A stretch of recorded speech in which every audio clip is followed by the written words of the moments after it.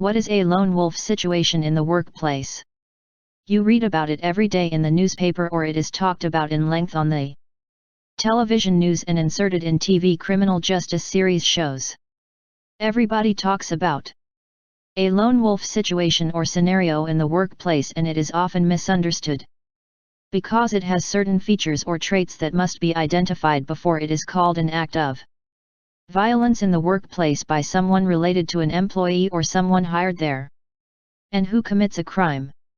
In turn, every employer has a certain level of liability in such matters, and it's important to recognize or be able to assess such a situation as it develops, and with hopes of intervention taking priority over everything else. One cannot overemphasize the importance of the cognizant skills involved to prevent or intervene in such situations, and not have to wonder if something could have been done to prevent it from happening. Most of us understands the concept of a lone wolf, a person who is responsible for committing an act of violence or who is a perpetrator of violence and who acts alone. What this translates into is a person who plans and carries out a repulsive plan to harm someone, a target, without the assistance or help from anyone else in the workplace. This is a volatile situation aided by ability, proximity, opportunity, and motive. Lone wolves are not simplistic in nature, they are driven by various factors that include domestic situations at home, ideological causes or beliefs, mental illness issues, or internal or external stressors such as disabilities, unemployment, finances, marriage problems, infidelity at work, etc.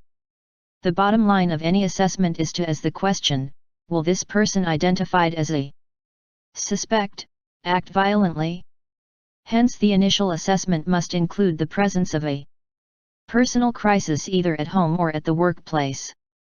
Digging deeper, ask if they possess any perceived grievance against anyone or the organization.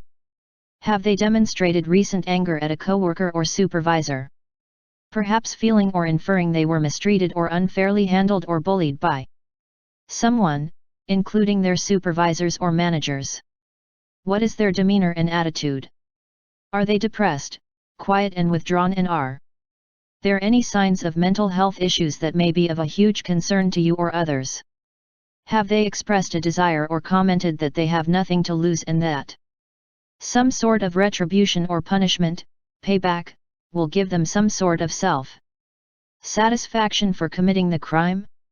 Are they experiencing an emotional setback or personal crisis such as a difficult divorce, child custody issues, drinking or substance abuse, financial troubles, and many other personal crisis types of scenarios?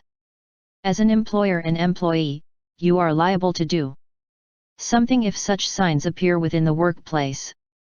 Hopefully, your organization has a good training program in place to recognize warning signs. Supervisors should document any incidents, including witnesses, to minimize your liability exposure. In addition to training and observation, the workplace should, for all practical purposes, implemented or installed sufficient security measures to minimize threat levels, e.g. metal detectors, CCTV surveillance cameras, contraband checkpoints, etc., designed to minimize liabilities and the exposure to violence. Make note if you have employees or coworkers who are behaving out of their normal characteristics or acting strangely, or are experiencing a growing or more intense anger or frustration which is becoming a problem for them. Develop a workplace violence prevention plan, which involves performing an assessment of the lone wolf scenario. If you don't know how to do that, hire an expert to do that for you to protect the employees and the organization from any future harm. In responding to these types of situations, never take anything for granted. It is always best to err on the side of caution and prioritize the safety of employees, visitors or bystanders, and the public, keeping in mind that once you realize you have a problem, you may never get a second chance to address it.